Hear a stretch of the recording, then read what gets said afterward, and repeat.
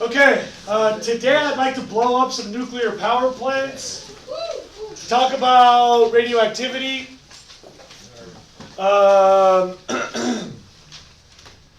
In order to do that, we got to do like a 5-minute review thing.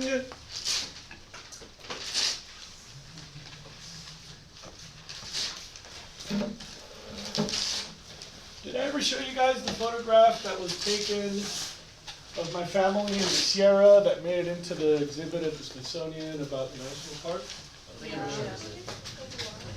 I just saw it on my desktop right now and it reminded me. Anyway, let's see here. You know what Mom says?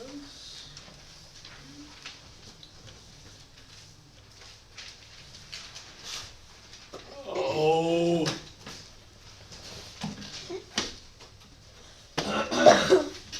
I guess while I'm waiting for that, say, is it Ava's birthday? No. It's always Ava's birthday. Right. Nobody knows where she came from?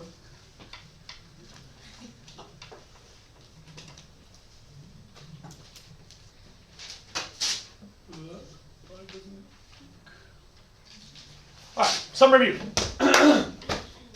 Four atomic model, neutral, positive, negative, ions, elements, isotopes, heavy, light, just extra neutrons, bonus neutrons.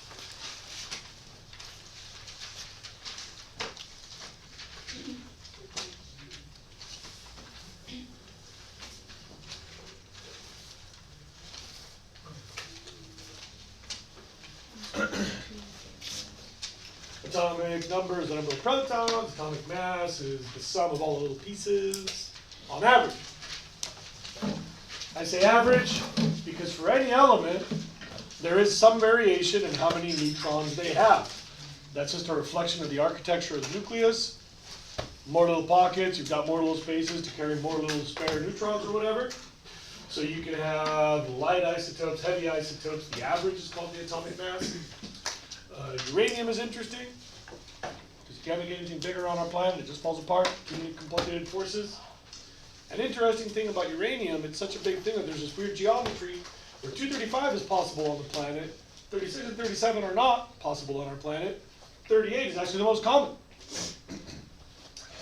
That 235 is neat, because you can promote it into something that will unstabilize, like that, but there's not enough. So enrichment, 3% fuel. Fuel plus a neutron will eventually find the 235, make it 236, which falls apart. Pow, no sound. Making some really radioactive stuff. I encourage you to think of how you'll explain that on the AP test. Why is it so damn radioactive? Smaller elements cannot hold all that cargo that a bigger element could hold. This is stable with a whole bunch of neutrons. Those neutrons got to go somewhere, and they just can't fit on smaller nuclei. Is that an appropriate way to describe it on the AP test? I don't know, bro, because there's probably like some more relevant lingo that I don't speak either. And I don't think that high school kids can be expected to speak, but they seem to ask about radioactivity and isotopes and high-level waste. But if you said... I would buy it. I would buy it. That's the best I can explain it. Yeah. What's the 3%? That's the percentage of a sample, which is the target isotope, uranium-235. Like the concentration of it, you mean? It's the concentration of 235 in the sample. So like 40% alcohol is like how much of that bottle is booze supposed to how much is water? So once you get 3%, then you could make it do that? That's right, yeah. If it's less than this, it's just not reliable enough. The chances of the neutrons hitting another 235 go away, so it just can't be used as fuel. Technically, the cutoff is 1%. You can keep using it until it's 1%. but it's not worth the expense. You can't make it into power. So 3 is what we call fuel grade. Okay. Super radioactive. The most radioactive thing you'll ever see in my class is the end product of this decay. Of course, as all those neutrons come zinging off, they're going to hit more 235 in the fuel. It's called the chain reaction. Very scary because you get a lot of heat. It grows exponentially. So you can go from hot to really hot to holy crap, we're all on fire hot. So you can control the flow of neutrons with control rods, and you can moderate the heat with a coolant.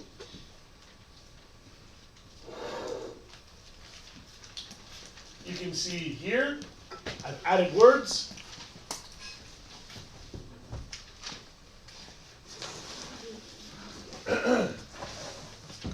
This is a pressurized water reactor. I added that. PWR is pressurized water reactor. Something I added that's not in your notes yet.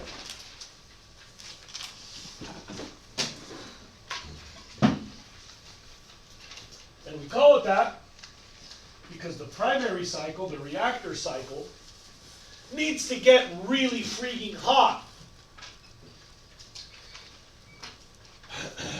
Raise your hand if you've ever seen or heard of a pressure cooker.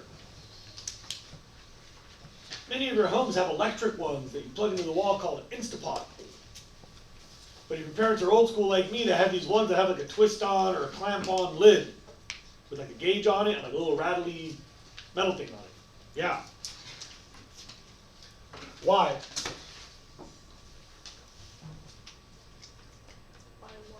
Why pressure cookers? What's the point of a pressure cooker? No. Chicken soup.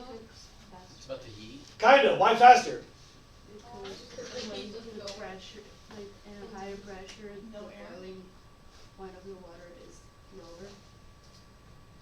Higher. Higher, yeah. But then the food cooks faster.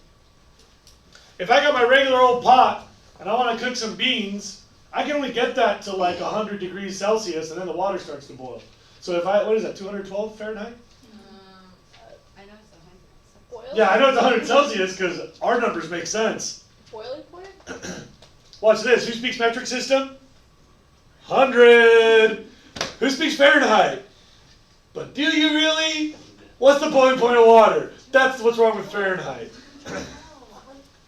212. You know, it was, I don't know. Anyway, if I'm trying to cook beans, I got my bag of beans, I pour them in the water. Silence, silence, silence. I know Fahrenheit sucks. Anyway. I'm trying to cook some beans. I turn on the heat. The water starts to get hotter and hotter until it hits 212 Fahrenheit, I think it is, or whatever, 100 degrees Celsius. And then any additional heat doesn't really help because you can't get it any hotter because at that point the water starts leaving with all your energy. So you're like, I want to cook my beans faster, but your beans aren't cooking any faster because if you add more heat, you're just evaporating more water. But if you can pressurize it, the water cannot expand into steam, and now it can get hotter. In a pressure cooker, you can get your water to like 400 or 500 degrees. And if you have a fancy-ass pressure cooker, you can go 600, 700, 800 degrees. This is a really fancy pressure cooker. That pipe gets like 700, 800, 900 degrees. Celsius? No, Fahrenheit, Fahrenheit, Fahrenheit. Those pipes get so hot that when they touch water, it's not like steam. It's like, and the water just like steam is just like blasting out. So it spins like big ass turbines. It's not like steam. It's like blow a hole through a person steam. So this is pressurized. It's important that you know that. I didn't want to add this explanation a couple days ago because there were too many distractions. But now you got to know that it's under pressure. So that it won't boil. Yeah? How do we get the hot water then? Okay. Those fuel rods are doing this chemistry inside. And one of the products is heat, like a lot of heat. splitting the atom has a lot of energy. Yeah? Yeah, bro?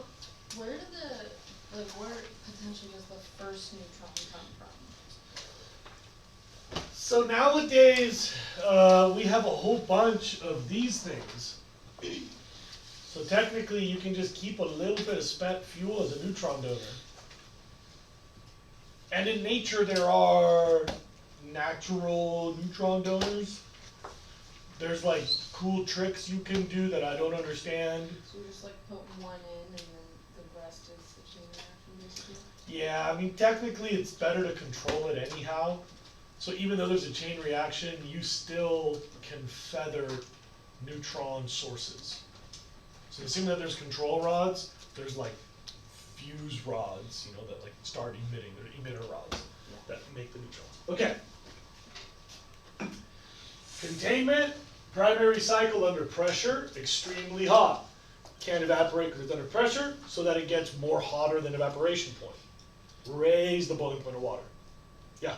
I'm still confused on like why the water isn't able to evaporate. I got you, fam. The phases of water are a measure of their activity. Water, steam. Yeah.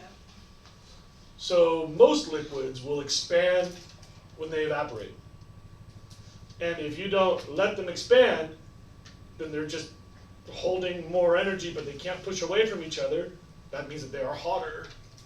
So just that they're not able to expand. Right. Like if you punch a hole in a pressurized water reactor, it'll go psss, and the temperature will drop really fast. That primary cycle is used as a heat source only for the secondary cycle, which is not radioactive. Those pipes are fancy, they separate the radiation. This is just a heat source, but radiation doesn't get into the secondary cycle. The secondary cycle is contained and not radioactive. The only part in our system which is open to the environment is the heat dump. You bring in coolant, which helps condense that steam back to liquid, and now it has taken the heat away from the steam, so that goes out to the environment, either into the ocean or up into the air. And we got to be really, really clear about something. That's not radioactive, and that fish does not have 3 eyes. Is it bad for the environment in any other way? There's like a subtle type of pollution called thermal pollution. Some systems are harmed by heat. But that aside, it's just heat. Like I used to look for that spot when I surfed San Onofre all the time, depending on the swell direction. If it, you know, the waves are coming kind of south, from the south, then it kind of brings the hot water to the surf spot, and you can kind of just, your toes stay warm. It's really nice. Anybody else? Yeah. So it's not bad.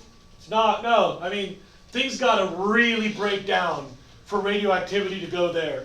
Like if this thing explodes with like a bomb, you're still not likely to get radioactivity here. Yeah? What's the flow? Depends where you are. So on 3 Mile Island, it's river water. At San Onofre, it's ocean water. But it's just water from the environment. You can also use tap water, I guess. But usually you need so much of it that you don't. Anybody else? Yep. How long does the water stay in the first cycle? Like, do they change it, or is it the same water all the time? I'm sure that they eventually change it. The primary water is, you know, like mid-level radioactive waste, and so the primary cycle has like a really delicate management cycle. The secondary one, I would just imagine for rust prevention, like you kind of gotta, but I don't know, man, I'm dumb. I just draw fish. But since we don't even have 3 eyes. Right. Anybody else we're caught up with Tuesday? It's like a half-hour class behind us. Yeah. What does PWR stand for? Pressurized water reactor.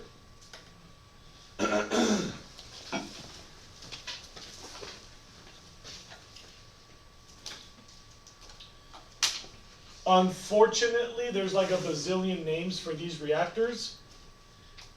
They are the only kind we use in the United States. If you're in the United States and you see a nuclear reactor, you already know what's inside. It's all some version of this.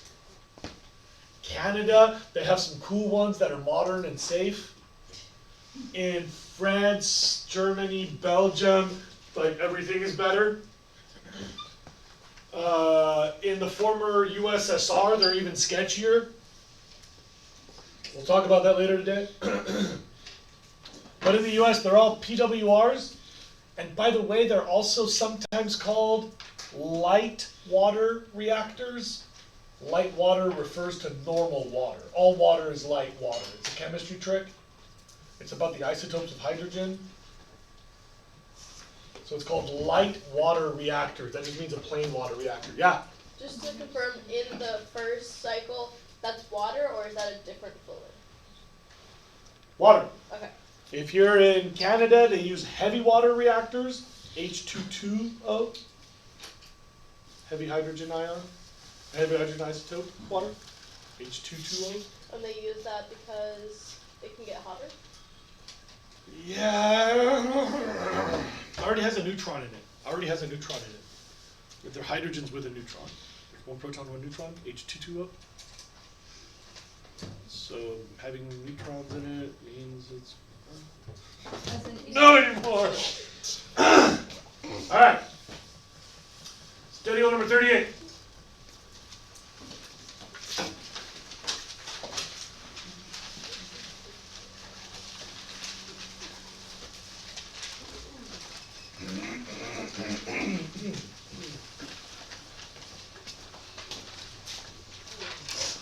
The nuclear fuel cycle goes like this. Watch me. Natural uranium or uranium ore or rocks of uranium. Enriched to fuel. And that fuel is slowly changing chemically until it is what we call spent fuel. The fuel is 97.3 like you already know. Now a new concept for you, it eventually changes.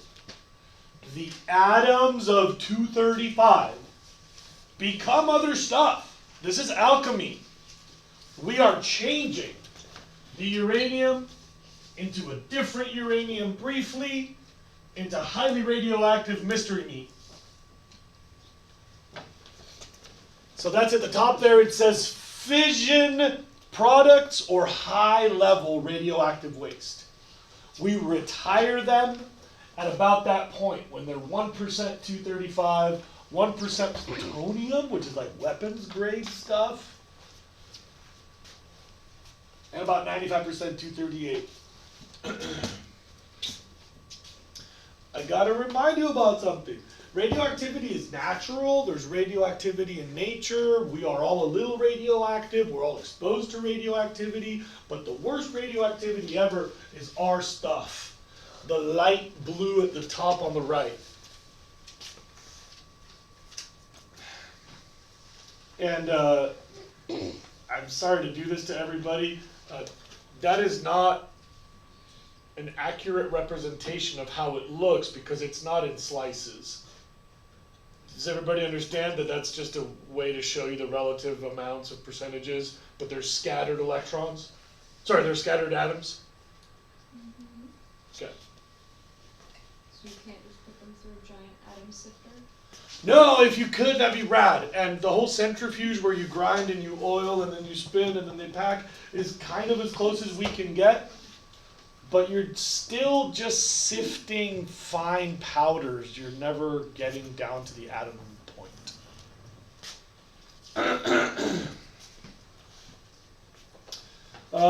Here's a regular old representation from the internet. If you just Google PWR diagram, you'll get the same basic constant. Primary, secondary, tertiary. Radioactive, not radioactive, make the steam. Coolant cycle to take the heat dump out to the environment. And now, if you look at any nuclear power plant, you can find all that. So the stuff that leaves out the top is just steam. That's just steam. Yeah. if you look at this diagram, I mean, this picture, this is the famous 3 Mile Island. Reactor core, generator, cooling towers. This is one system. This is another system. Imagine how hot the core must be if it makes that much steam all the time. Look at how much steam we're talking. Yeah, big puffy clouds. Can they not like reuse the steam more than once to spin more than It's not like the presence of steam, it's the concentration of steam. So you're taking super hell of hot. The core is like smaller than that cabinet, like a little bit bigger than the fridge. The core is like this. That's the reactor core. In there, the actual fuel rods are like stacks of bananas. Those are really friggin' hot. Because you take that heat, keep the primary cycle hot enough to make pressurized steam. That hits really hard. That's where you get the electricity. And then you have to like dissipate. Remember that you step down the quality of energy. So it goes from too friggin' hot to deal with to just at the right efficiency for spinning a turbine to So like you couldn't put like a cold sheet over the top and then like have fresh water? oh yeah, if you want water, you can, yeah. I mean, most of that water actually settles down in here. They have drains and stuff. Like the steam is just because hot air rises, so the heat has to go somewhere. So that's why they're open at the top. But the water usually kind of rains down. They take children on field trips to walk through these. That's like open to the air, so you can just walk through and this is like a mist of cool water. Here's the famous one that many of you have seen because it's on the way down to San Diego. Yeah, that. Reactor cores. Electricity generation on either side. You can see that the electricity goes away on a big system of wires. Cold water comes in, hot water goes out to the ocean, so there's no cooling towers. Does the steam go out of the nipples? No, nothing goes out. I don't know why they have those. I mean, I don't know what you're talking about. It's called aesthetic presence. Yeah, I really don't know. Makes me very uncomfortable. Okay. Okay. Let's blow some up. Go to study number 40.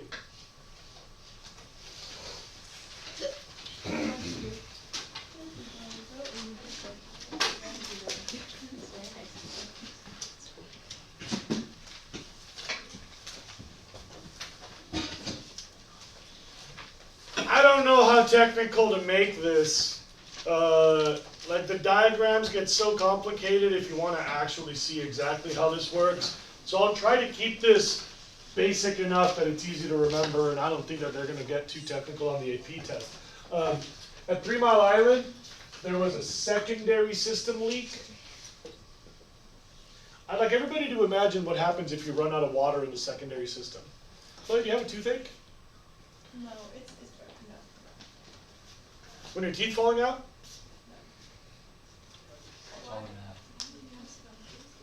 It looks like it. Should we all keep looking at you? Would that be helpful? I'm good. All right. It's definitely the math. I'm sure. Okay, here we go. Oh my God, I want to know what's going on. I'm just curious. You don't have to tell me. Fine. No. Okay, great. Watch me. Watch me. What would happen if we started to run out of secondary water? Don't answer yet. If we started to run out of secondary water, don't answer yet. I will just visualize it. Like this starts to go away, and then this line is empty, so this pump runs dry. So this water starts to evaporate off. Then what? It's too hot Why? because there's no water. So what would that look like in the primary cycle? It doesn't get cool, it stays hot. Correct. That melts. Stays hot, it gets too hot and melts. Too hot. This red arrow does not turn blue. It comes back red and then gets even redder. So now it's even hotter. And there's nothing in here to take away the heat, so it comes back even hotter until all of this is just not dumping any more heat. And at some point, you can't keep that under pressure anymore. Like, you can explode pressure cookers. They're kind of sketchy. Maybe parents have explained that. Mostly just don't open it. I use pressure cookers for canning tuna.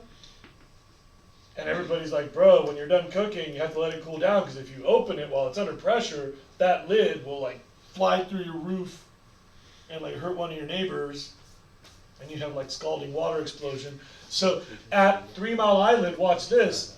Secondary leak, primary pressure valve got stuck open. Like there was a pressure valve like at the top of a pressure cooker, and it just went psss, and it was stuck open. So now what happens to the core? Just gets really hot. As all that water leaves, the core goes dry. Now there's nothing to take away the heat, and so the metal is the only thing holding all of this heat. You don't need to copy all of this, but I would write down secondary leak, primary pressure valve stuck open. You don't need all those words. Secondary leak, primary pressure valve stuck open. So it was like a bunch of bad things that all happened. Yeah, and usually you have to have a whole bunch of bad things, because there's so many, like,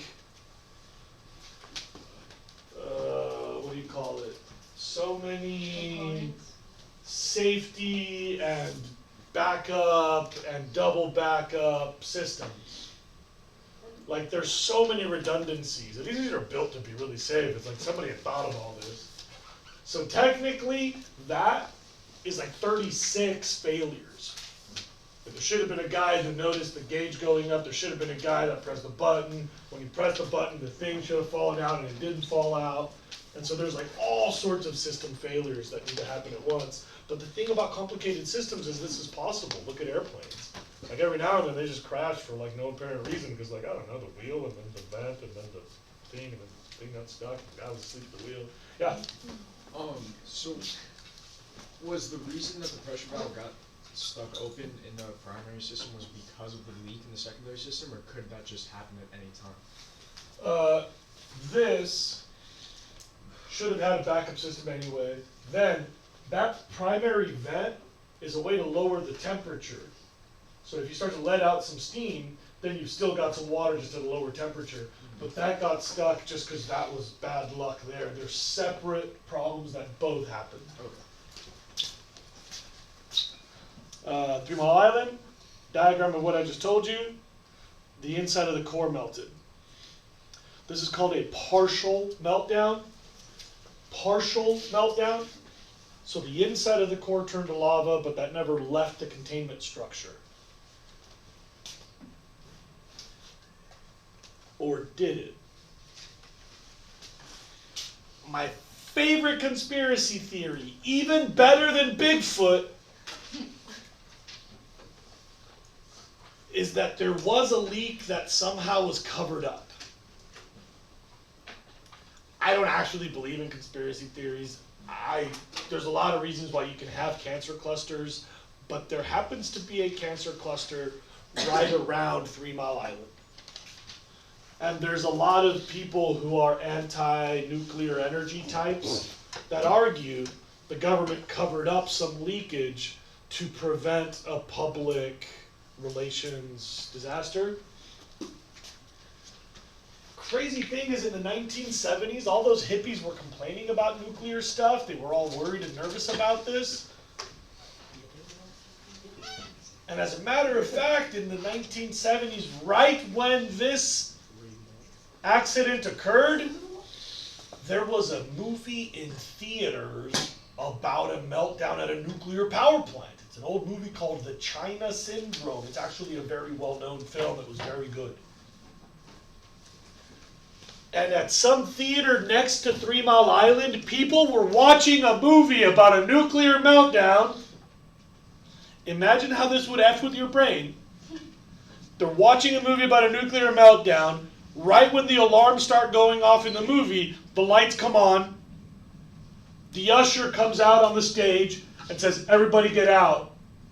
There's a leak in the nuclear power plant." And I can imagine the audience like, "Yeah, this is awesome! How did they get him to do that?"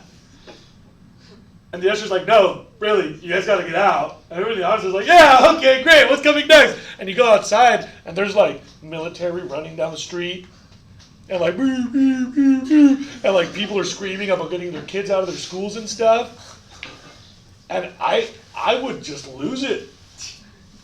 I would go insane right there. You don't really have to imagine that we're all watching Contagion like a week ago, and suddenly China is just like Right. Right. Dying. Right.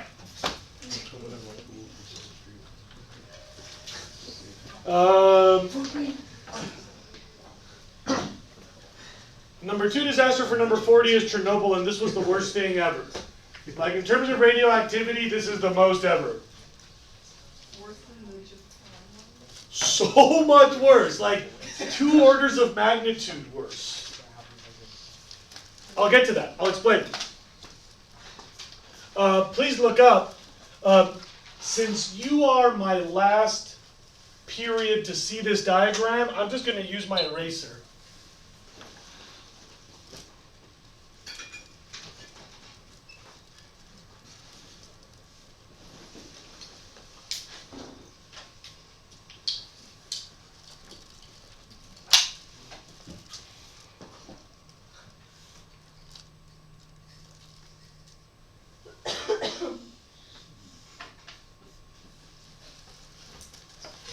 Ta-da! How to build a nuclear power plant on a budget. Oh no. It's called a primary generation cycle. Meaning, the primary cycle, the one that's radioactive, makes radioactive steam that spins a radioactive turbine. Got it? So like literally everything in the system is just radioactive. So the turbine is radioactive, the steam is radioactive. That also means The heat in, heat out. that one leak is all the leaks. So what happened at Chernobyl is everything I just said earlier, except all it takes is one leak for everything to go wrong. Do you understand what I mean? Yes. How as soon as you lose water, meltdown? Like there's no in between steps. It's a shorter explanation. Chernobyl goes secondary leak, 100 times worse than Hiroshima. Or Hiroshima, excuse me.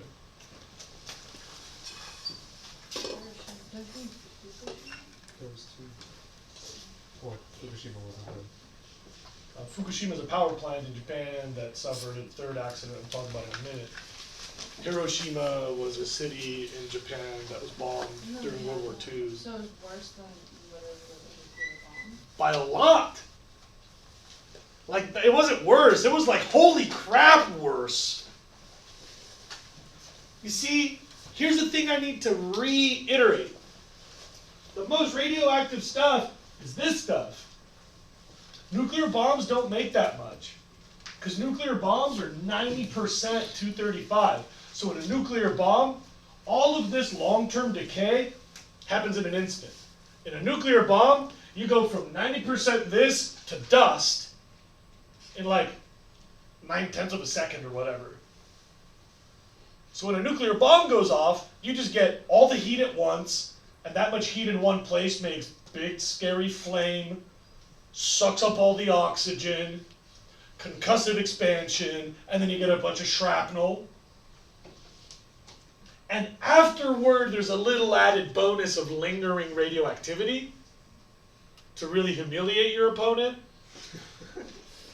But the nuclear bomb is deadly as a percussive explosive. It's just a big barrel of gunpowder, so to speak. That's really bad. I don't mean to make light of this. I can't believe that this is what humans have become. But a nuclear bomb is very, very different. This accident was like a 3-day fizzle that had a ton of heat. There was no control. They could not block neutrons. So the fuel just, the full chain reaction, meaning the full heat output.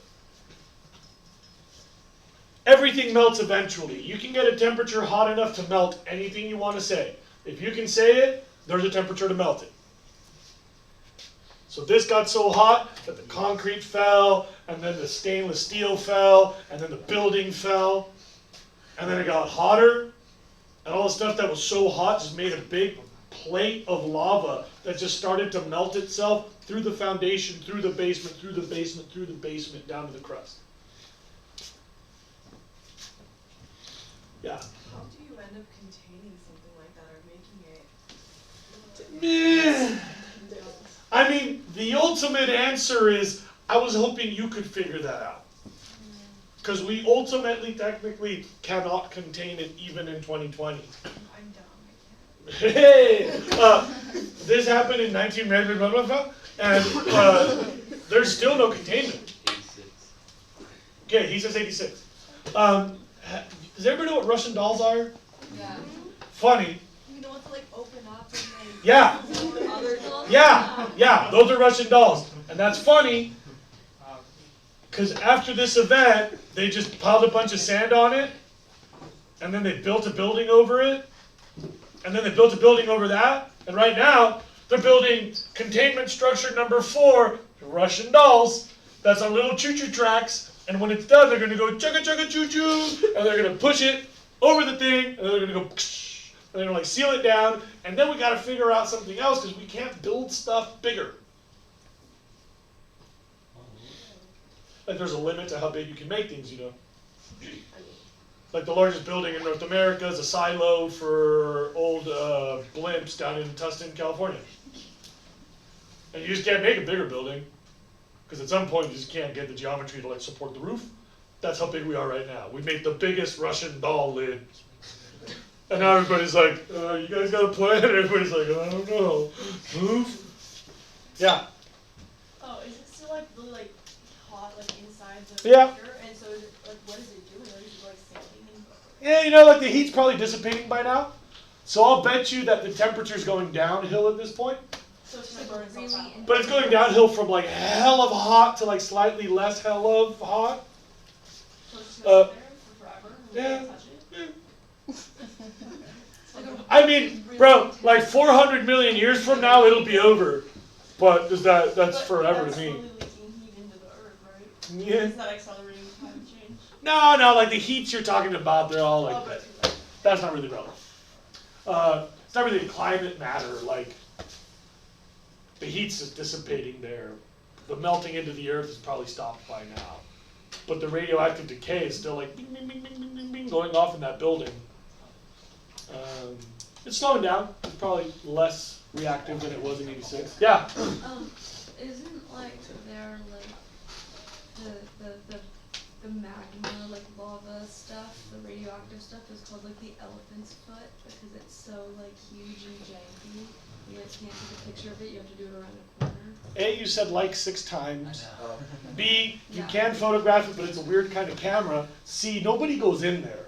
That whole thing about the movie where people are tourists, like, no. There's like nobody who goes in there. They have like robots and stuff to like send in, but you can't even get through all those Russian dolls. Like the actual core, I don't think anybody's been in there in a bazillion years. Everybody's seen a documentary that I haven't seen on Netflix. As we're referring to, that term comes from a documentary, The Elephant's Foot. Like, there's your diagram. I haven't seen any documentary. It was something. Fine. And there's your elephant's foot, is that location of fuel lava, that stuff. And so yeah, that's the term for that big pancake of lava that's melting down. Yeah.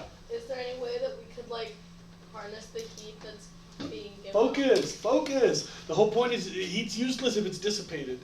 Yes, but if there's so much heat, you know. Yeah, I mean like if you built a funnel over it Yeah. and then kept adding water, yeah, maybe. I don't think I want to mess with that. But you can go. Assuming you'd survive building it. Did they not think about the consequences of having? Yeah, I don't know, dude. I don't know. Like, what could possibly go wrong? I've seen a video of like a Russian guy using a chainsaw at the top of a ladder with some guy holding onto it like this in the dark, and the guy at the bottom is drinking vodka. And you were Like, at the bottom? Russians live dangerously, man. Russians live real dangerously. I don't know.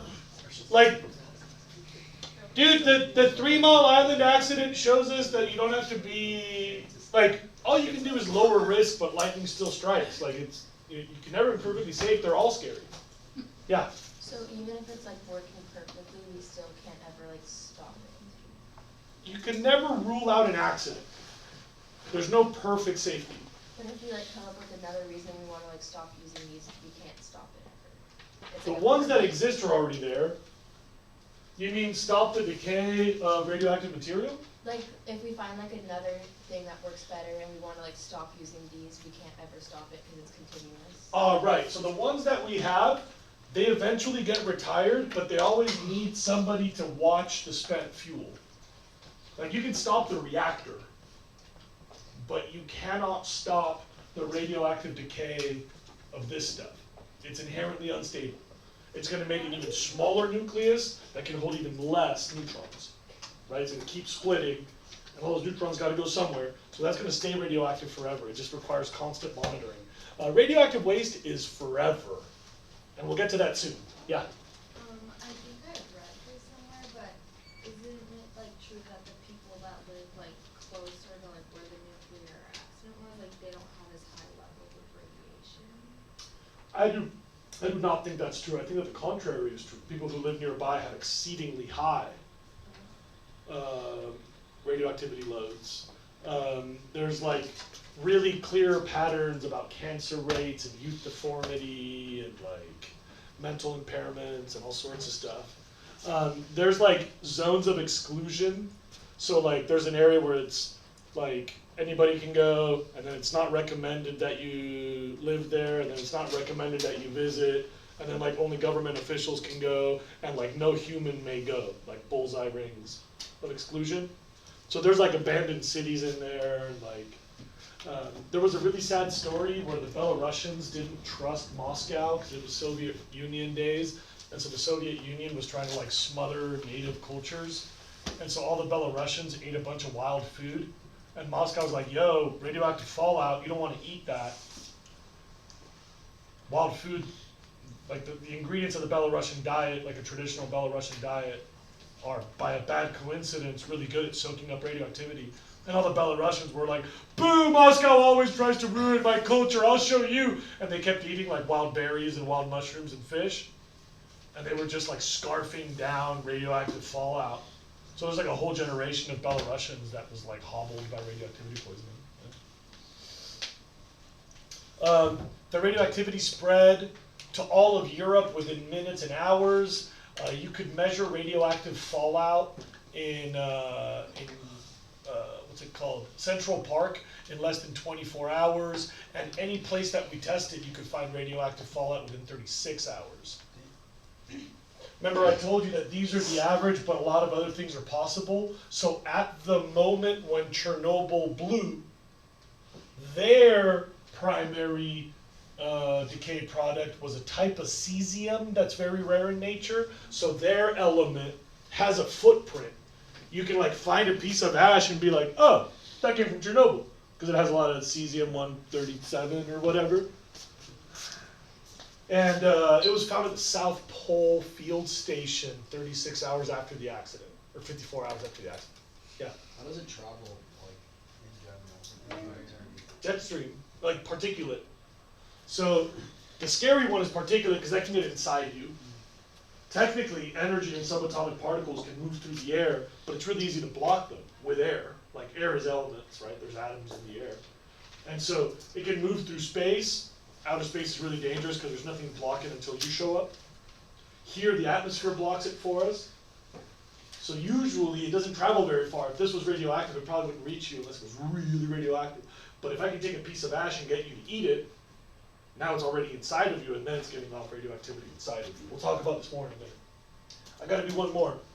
Fukushima Daiichi was a really complicated nuclear power plant on the coast of Japan. This happened just a few years ago. You were alive for this one. What could possibly go wrong with putting a nuclear power plant at the beach on the Ring of Fire? Everything. Tsunami and earthquake. What is the Earthquake, tsunami. What's what? What's the ring of fire? It's a pattern of earthquakes and volcanic activity. Tectonic plates rub against each other. It's called the Ring of Fire because volcanoes. Why do they put that? Because this is where Japan is. Japan happens to be on the Ring of Fire. Japan's all an island, so it's got all the people are on the coast somewhere. Very few people away from the ocean. Yeah, they could have put it on the other side, but what could possibly go wrong? Obviously something. One fun fact about nuclear power plants is they need electricity from somewhere else, because when you have to service the power plant, you still need electricity to keep the pumps running. So the tsunami broke the power poles that gave the electricity to the power plant. The power plant had a power outage. There was a blackout at the power plant.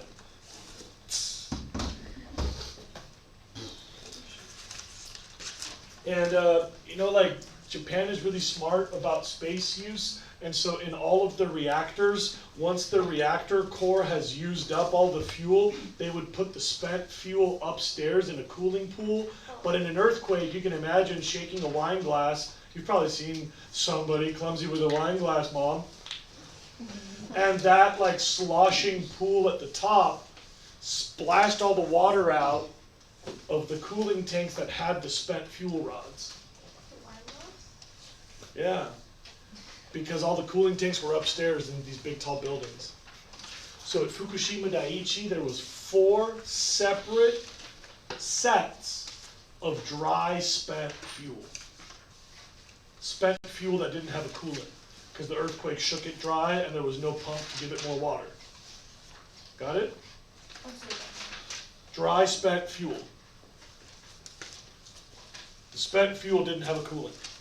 So there was 4 partial meltdowns of this stuff. Yeah? Also, the tsunami flooded the backup generators that were in the basement of the plant. Absolutely. People freaked out about the ocean stuff, but the ocean's a really big pool. Like if you spill a barrel of food dye, you can see it right next to the spill, but not 2 miles away, and definitely not across the ocean. You understand what I'm saying by that? If you visualize food dye, radioactivity is the same. Once you spread it out, it doesn't really matter anymore. So everybody freaked out about this, but I don't think we should have. It was actually, all things considered, not that bad. Like people inside, totally screwed. People in the neighborhood, exclusion zone. But here in Santa Barbara, we're so far away, it really is stupid. You could measure it, but it wasn't relevant. It wasn't a lot. I'd like everybody to please move on to study goal number, who the hell stole my papers? 41. I know it was you, Bronson. Aha! Good try.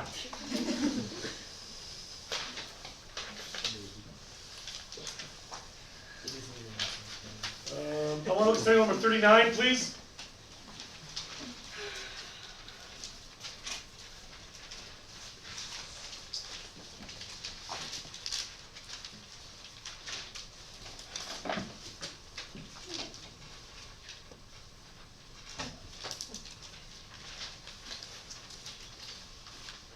All right. Are there still any actively running nuclear power plants right now or no? Dude, the United States has 100. Do you still use them? Yeah. I mean, we're shutting them down because they're getting old. They all have a lifetime. They're kind of reaching the end of their lifetime. We're not really thinking about new ones anymore. The public doesn't like it.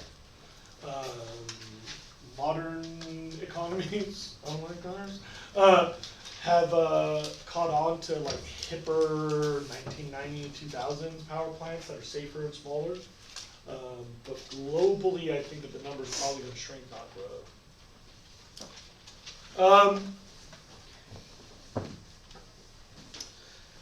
Radioisotopes are those isotopes which are radioactive. meaning that they fall apart. They give off radioactivity. You have to know that. And number 39 is a vocab term. A radioisotope is any isotope which is radioactive. And radioactivity is just something falling off.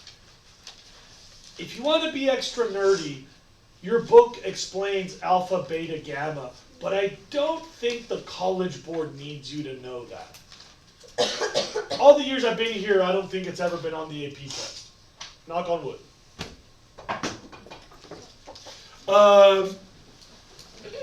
The key concept that we have to know, and this is something that I really do think you need, radioactivity is parts of an atom. It's either the energy of an atom, or a proton, or a neutron leaving that atom. And of course, that's going to fall onto another atom and change the behavior of that atom. Here's where this matters. News check, does everybody understand? Are we all on the same page that we're all just a bunch of chemicals? Right? Like everything is chemicals. We're okay with that? So, I'd like to do some statistics with you. And this explanation is difficult because it's one of my many metaphors. Oh, yeah. Watch this. If radioactivity is emitted over here, chances are it'll hit something in the air before it hits you. But there's a 1 in a billion chance that it'll actually strike your body. Now, that's going to change an atom, one atom in your entire body, which has bazillions of atoms, and chances are nothing happens. But 1 in a billion chance it hits an atom in a way that changes the bonding of that atom. Maybe an H2O stops being water, right? Most of the time, if one chemical has a broken bond in one of your cells, that's also irrelevant. Because most of the chemicals in your body are not like mission critical. Do we agree? So most radioactivity won't even hit your body. If it does, it won't even change your chemistry. If it changes your chemistry, 1 in a billion chance that that's actually important to the cell. But even if you change the chemistry of one of your cells, most of your cells have internal mechanisms to just sort of dump that chemical and fix the problem. There's like a 1 in a billion chance again that the change in chemistry of that cell could kill that cell. And in that case, most of the cells around it would just eat it and nobody cares. But there's a 1 in a billion chance that that cell would get stuck growing. And again, that's called a tumor if a cell gets stuck growing, and that doesn't matter because your body has a bunch of ways to fix that, and most tumors don't affect the function of your body. Like a skin tag, I have a skin tag over here, I got some skin that just keeps growing. Hey, who cares? It's like a mole. Everybody has them, they don't do anything. Most tumors are benign. But there's another 1 in a billion chance that a radioactive particle will hit your body, get stuck in a chemical that changes the behavior of that chemical in a way that your body does not deal with, that makes the cell get stuck growing, and it becomes a tumor, and that tumor affects the function of an organ in a way that is harmful to you. That's malignant cancer.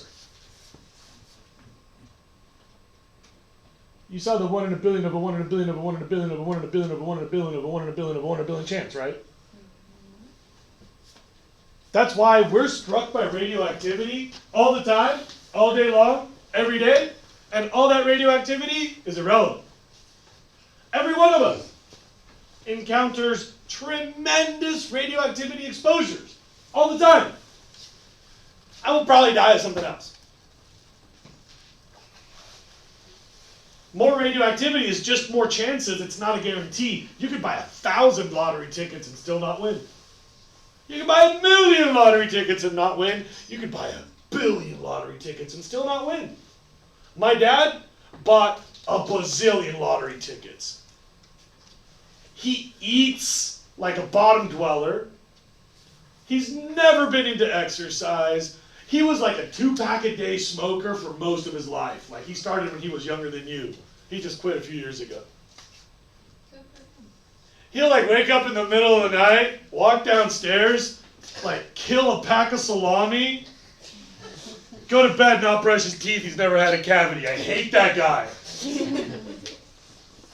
He weighs like, he's like down to 230 pounds from like 320 a year ago. 0 craps. That guy gives 0 Fs. Does not own a toothbrush. He's like, nah, I don't need that. Every time he goes to the doctor's like, you're fine. And my dad's like, called it. And he just like walks out of there and then goes to eat like a freaking bottom dweller again. You should bring him in sometime. Why would I do that? It's so frustrating. Don't you want to see where he came from? He'll like work for like 2 weeks and do nothing. He'll have like 2 weeks of work. And he like FaceTimes me when I'm at work. And I'm like, Dad, what are you doing? He's like, video games, working. Video games, working. And it gets like a big fat Christmas bonus. What's he play? I don't know. I refuse to talk to him about that. It's too frustrating. Meanwhile, there's my wife.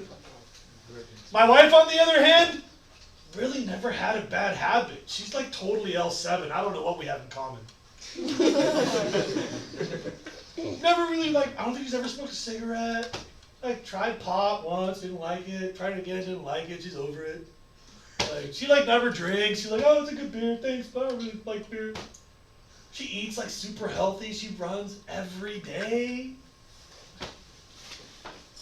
She's like strong and fit. She gets plenty of sleep. Doesn't like refined foods. Just like eats really well. She had cancer at 39. It's all statistics.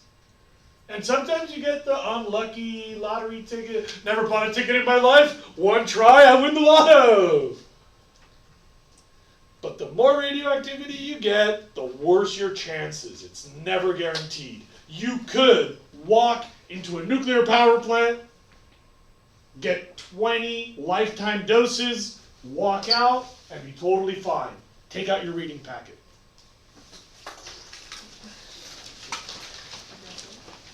Like the goals, or you have to pack The reading packet. The packet itself. Okay.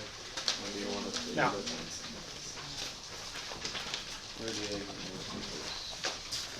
What? Eggs are there. Papers are in the copy room. Yeah, Liam, here it is. Wait, do we have to do so? No, dude, you got this. All you gotta do is just keep doing that exact same maneuver to the end. Oh! That was a mess up, but I still have time. You're gonna beat this. We'll see. No pressure. Everybody look at Liam. He's about to beat Snake. All right. Look at the back of the reading packet. Slow-mo. Look at the back of your reading packet.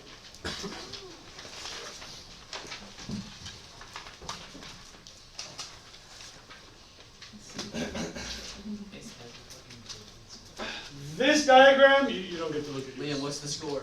Shut up. Look! Look! This thing on the back of your reading packet is one of like the most amazing things that you'll ever see. This will explain to you more about radioactivity than like you'll ever know otherwise. I got this when the Fukushima Daiichi disaster happened, and I left this on my desk for like a year, and I'm still fascinated by it. Watch, I need everybody to follow with me. I'm going to start up here, and we're going to read this entire paper right now. Watch. Read with me from up there. That's how much radioactivity you get, that little square in the upper left-hand corner, from sleeping next to another human. Because everything's radioactive, and humanity gives you radioactivity. And Luke, just take one of those, please. And if you go down one, that's how much you get if you live within 50 miles of a nuclear power plant. And if you go down, you get slightly more from eating one banana. Why? Because bananas have a lot of potassium, and potassium's like a magnet for radioactivity. Hey! And you thought you were doing the right thing by eating bananas. You can never win! The more you know, the worse you feel about yourself. The copy room lady. And then if you live within 50 miles of a coal-burning power plant, because you thought it was safer, it's actually a lot worse than a nuclear power plant. Here's what's interesting. A nuclear power plant has containment, but at a coal-burning power plant, you're burning a ton of biomass every day, right? Compressed biomass. So all the radioactivity in you gets squeezed into a coal block, and then that gets burned into ashes with a whole bunch of radioactivity from other biomass, and then we breathe all that. Next, one-arm X-ray. I've broken so many arms. Using a CRT monitor, go down to like an extra dose that you would get from living in a place that's inherently very radioactive. Look at the dental X-ray. I've broken all my fingers and all my toes but 2. I've broken some of my fingers numerous times. Look at how much you get from every hand X-ray. I've had like 8 crowns and 6 root canals. Imagine the number of dental X-rays I've had. Yo. What are the units that they're using? So there's picosieverts, microsieverts. There's an explanation of the units down here. Right there.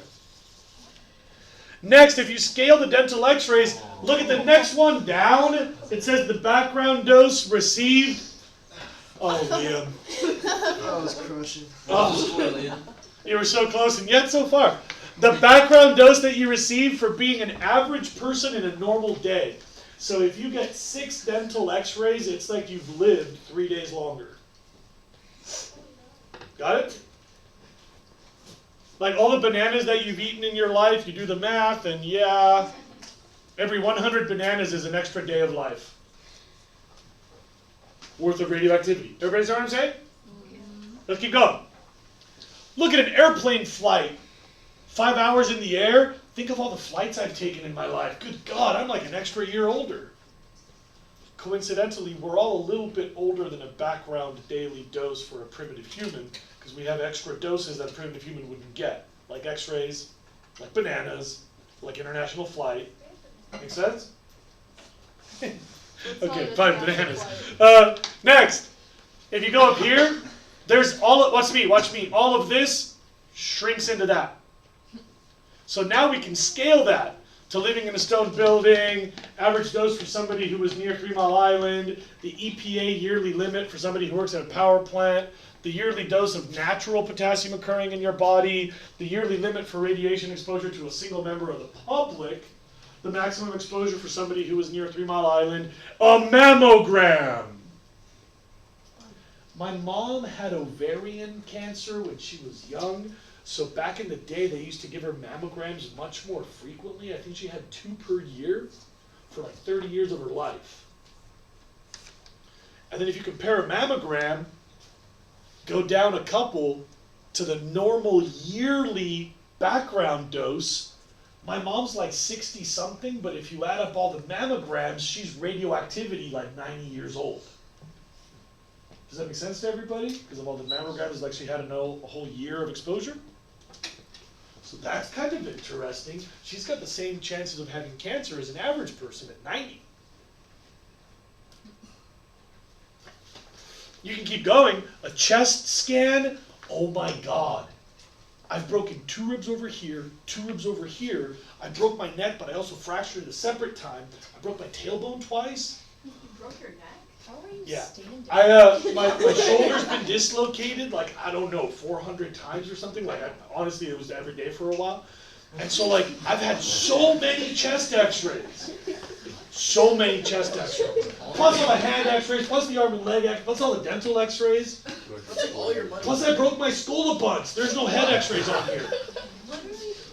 I hit the ground a lot. I'm really bad at this.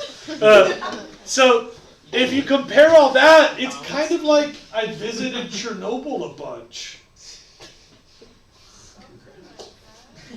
Look at this. the maximum yearly dose for a U.S. radiation worker, I was a U.S. radiation worker because we used radioactive isotopes of phosphorus to do DNA analysis to map the breeding behavior of guppies, which was my project when I was an undergraduate. So I got one of those. I got 9 months of that too. Then you go, look at this. You can scale all of that down to these ones, and holy crap, there's some big stuff out there. Like radiation worker 1 year limit, the lowest 1 year dose linked to increased cancer risk. I'm pretty sure that I have an increased cancer risk by now. With all my chest x-rays, my work with radioactive phosphorus, I probably do have an increased risk. It's not 100%, but I've got above the proven level to have worse odds than average. What is all the doses on the green chart combined?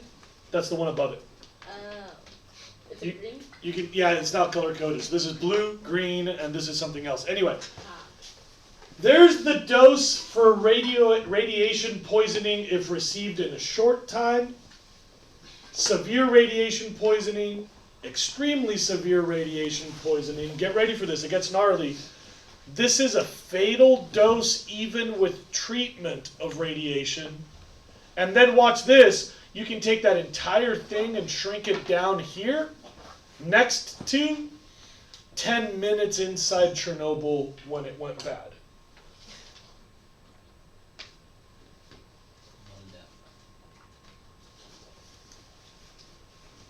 The people who went into the reactor, that was not good. Here's the scary thing. Here's the scary thing. High-level radioactive waste must be permanently maintained. It's a forever promise. Somebody has to walk up and just put a thermometer against the barrel and make sure everything's cool. And if there's a problem, you got to be able to open the barrel, which means you got to replace the barrels every now and then, which means we keep making more radioactive material. And there is no plan. We do not have a place to put it all. For a while, the U.S. Congress got together and went, who do we all hate? Nevada! And then the entire U.S. was planning to put it in Nevada's mountain.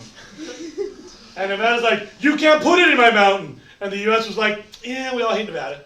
We had a meeting. You lost. And there was like a state, federal battle about the National Guard and the Army and blocking the roads, and Nevada lost. And meanwhile, in the back of the room, there was some nerd, like, excuse me, excuse me, excuse me. There's a groundwater and a fault, and everybody ignored the nerd. They're like, shut up, nerd. And eventually the nerd got to a place where he could be like, earthquake, fault, groundwater. And so after spending like I don't know how many millions of dollars, we gave up on Yucca Mountain and we're back to having no plan. All the radioactive planet on Earth is just piling up. Like Russia decommissioned a power plant, put it on a train, and left a brick on the gas pedal and sent it for a ghost ride off a pier into the Arctic Ocean. And then the rest of the world was like, Russia, you stop! And Russia's like, all right. And we have no plan. Wait, I'm not done. We have a whole set of things. Keep your reading packet out. Keep your reading packet out. I got 6 minutes, I'm using them. No. We can't send it to space because the rockets blow up and gravity, and we don't have enough rockets or jet fuel. It's a lot of stuff. The best thing we can do is vitrification, which is a vocab term, where you can turn the radioactive material into glass. Raise your hand if you know what a Jell-O mold is. It's like a bunch of Jell-O with like bananas and like watermelon in it. So you can basically take radioactive waste and pour a bunch of glass over it until you have a Jell-O mold of glass with a glob of radioactive stuff in the middle, and that's a really good coolant and moderator. Then you drop it in the ocean. Do you have like That's our best plan. Vitrification. Turn into glass.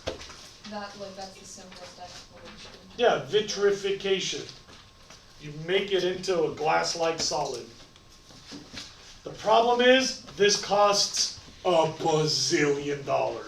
Like, we can't afford to do this. Wait, is it still radioactive? Yeah, but it's contained. Oh, okay. So this is like permanent storage.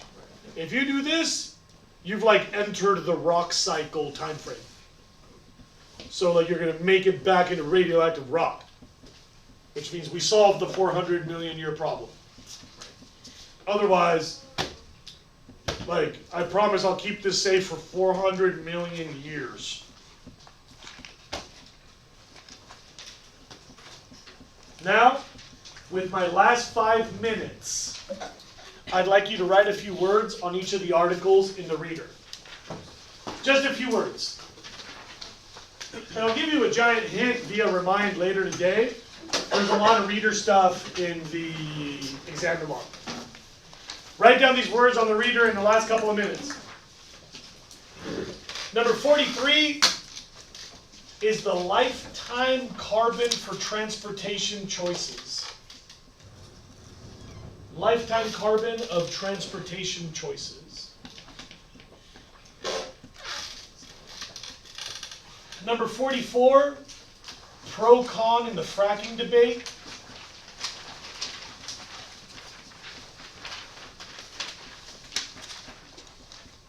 Where do you stand on fracking? Bridge fuel. Number 45, how to fix the grid. What we really need is storage. Remember this from the previous assignment. We have a lot of alternative energy. We just don't have storage on the grid. If we could solve the storage, we could go green. So 45 is storage options to fix the grid. 46 is why coal sucks. Really good explanation, a lot of economics, very thoughtful, 46. 47 is what we mean when we say clean coal.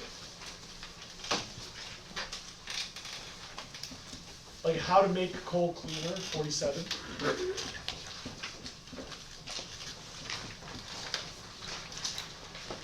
.48 is pro-con of wind power.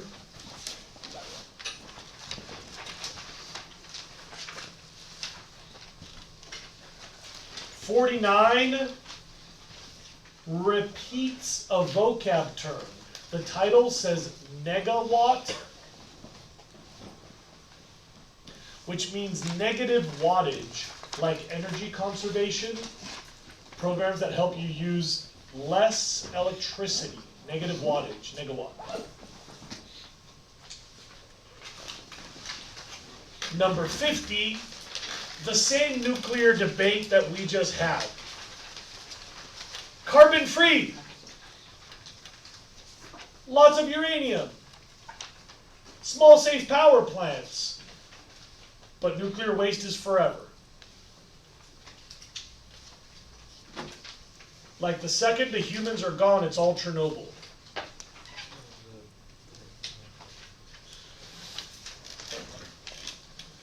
Number 51 doesn't have a number on it. It says biohope, biohype. 51 continues and then says biohope, biohype. I've talked to you about this before, that biofuels are a really good idea, but agricultural fuels are a really bad idea. No ag biofuel. Can you say that again? Biofuel's good. Ag biofuel's bad. So like shredded wood chips, let's do that. Growing corn to make ethanol, no thank you.